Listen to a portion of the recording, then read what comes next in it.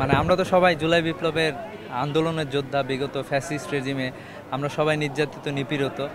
তো এটা আসলে একটা ভালো লাগা যে এই একটা শক্তি, মানে বিভিন্ন বাকচাষ বলি অথবা ছাত্র শিবির বলি অথবা ছাত্র দল বলি, খুবই চমৎকার একটা বলা যায় যে ক্যাম্পাসে একটা পরিবেশ বিরাজমান আছে। আগে যেমন ছিল যে ক্যাম্পাসে শুধুমাত্র একটা দলের আধিপত্য, এছাড়া অন্য কোনো দলের কোনো স্পেস সেখানে নাই। তো এই জন্য আমি বিশ্বাস করি যে যারাই জিতুক আমাদের ভাইরাই জিতবেন ইনশাল্লাহ। আলটিমেটলি ঢাকা বিশ্ববিদ্যালয় যে একটা বড় জায়গা, এবং সে যেই জিতুক না কেন সে ঢাকা বিশ্ববিদ্যালয়ের শিক্ষার্থীদের পক্ষ থেকে জিতে আসবে বলে এটা আমাদের বিশ্বাস। আমাদের তো আমরা সবাই মিলে আসলে ক্যাম্পাসে, বিশেষ করে যারা ক্যাম্পাসে শিক্ষার্থীদের সময় দিচ্ছে তাদেরকে নিয়ে মূলত এই প্যানেলটা গঠন করা হয়েছে। সেই সাথে আমাদের যারা করছেন তাদের সাংগঠনিক সিদ্ধান্তের ভিত্তিতে তারা মূলত নির্বাচন করছেন। তো সবাই মিলে মূলত নির্বাচনটা হচ্ছে। আসলে আমি দাঁড়াই বা আমরা দাঁড়াই এটা বড় ব্যাপার না, বড় ব্যাপার হচ্ছে যে খুবই চমৎকার একটা প্যানেল দিয়েছে ঢাকা বিশ্ববিদ্যালয়। ঢাকা বিশ্ববিদ্যালয়ের ডাকসুর এই প্যানেলটা খুবই চমৎকার প্যানেল হয়েছে, যে জায়গায় সবাই খুবই ইফিসিয়েন্ট এবং ইফেক্টিভ লোকগুলোই মূলত এখানে দাঁড়িয়েছে। এখানে যারা দাঁড়িয়েছে তাদের প্রত্যেককে পরিচয় করানোর মতো অসংখ্য পরিচয় আছে, অসংখ্য কৃতিত্ব তাদের আছে। তো এই হিসাবে মানে চমৎকার একটি প্যানেল হয়েছে, এবং আমরা প্রত্যাশা করছি যে প্যানেলের শিক্ষার্থীরা ভালো কিছু করবে ইনশাল্লাহ।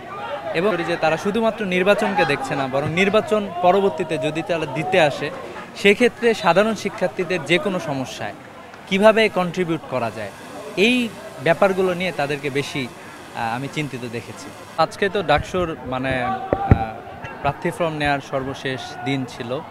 তো সেই হিসাবে ইসলামী ছাত্র শিবিরের সাধারণ শিক্ষার্থীদের বিভিন্ন রকমের যে প্ল্যাটফর্ম আছে, বিশেষ করে ক্যাম্পাসে যারা অ্যাক্টিভিজম করেছে সবাইকে নিয়ে সাধারণ শিক্ষার্থীদের একটা প্যানেল মূলত ছাত্র শিবির দিয়েছে। এখানে ছাত্র শিবিরের অসংখ্য শিক্ষার্থী এই প্যানেলে অংশগ্রহণ করেছে আর কি। তো প্যানেলটা আপনারা নিশ্চয়ই দেখেছেন। এই প্যানেলে নানা ধরনের মানুষজন আছে যারা ক্যাম্পাসে বিগত সময়ে অ্যাক্টিভিজম করেছে বিভিন্ন ধরনের। এ ধরনের শিক্ষার্থীদেরকে নিয়ে মূলত এই প্যানেলটি করা হয়েছে। ঐক্যবদ্ধ শিক্ষার্থী সংসদ আর কি। তো এটার ব্যানারে মূলত শিক্ষার্থীরা এসে যুক্ত হয়েছে। শুধুমাত্র শিবিরের না, অন্য নানা জায়গা থেকে শিক্ষার্থীরা এসে এখানে যুক্ত হয়েছেন। শিবিরের কিছু জনশক্তি তো আছেনই।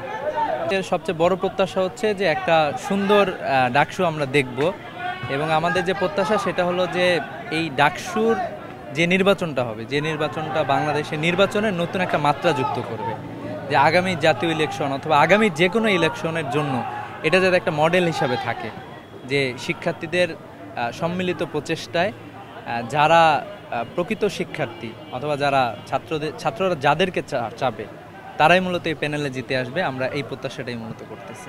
না, এখন পর্যন্ত ওরকম পিছিয়ে যাওয়ার কোনো আশঙ্কা প্রকাশ করছি না, কারণ হচ্ছে শিক্ষার্থীদের স্বতঃস্ফূর্ত আগ্রহ আমরা দেখতে পেয়েছি। শুধুমাত্র যে বিভিন্ন দলের শিক্ষার্থীরা অংশগ্রহণ করছেন ব্যাপারটা এরকম না, প্রচুর সাধারণ শিক্ষার্থীরা যাদের বিভিন্ন রকমের অ্যাক্টিভিটিস আছে তারাও আসলে এখানে অংশগ্রহণ করছেন, যার ফলে দেখা যাবে যে অনেক সাধারণ শিক্ষার্থীরাও খুব ভালো করবে বলেই আমরা মনে করছি।